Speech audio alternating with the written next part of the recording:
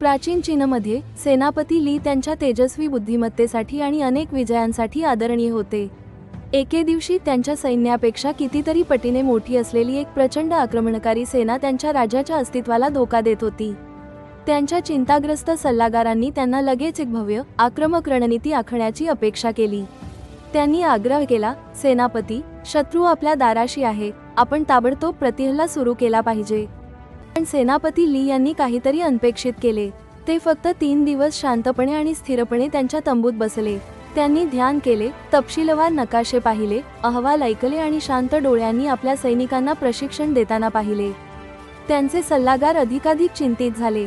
त्यांनी कुजबुजले की त्यांचे प्रसिद्ध सेनापती कदाचित वृद्ध झाले आहेत, त्यांची तीक्ष्णता गमावली आहे किंवा त्यांचे धैर्यही गमावले आहे।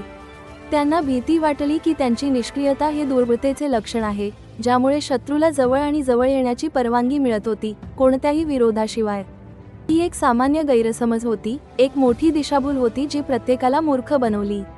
पण सेनापती ली काहीही करत नव्हते असे नव्हते, ते खोलवर आणि संयमाने निरीक्षण करत होते।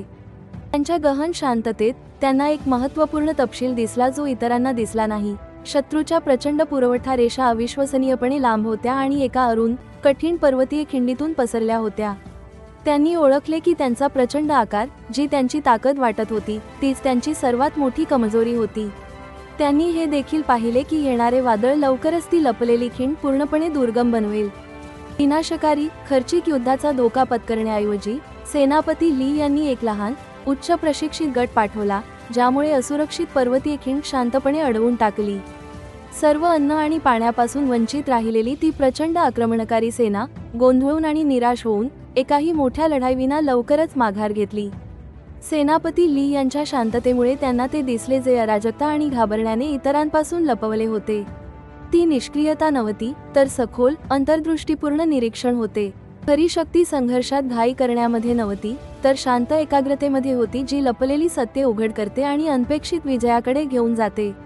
शांतता स्वीकारल्याने तुमच्या स्वतःच्या जीवनात कोणती लपलेली सत्ये उघड होऊ शकतात? आणखी पौराणिक कथांसाठी मराठरेपोला सबस्क्राईब करा।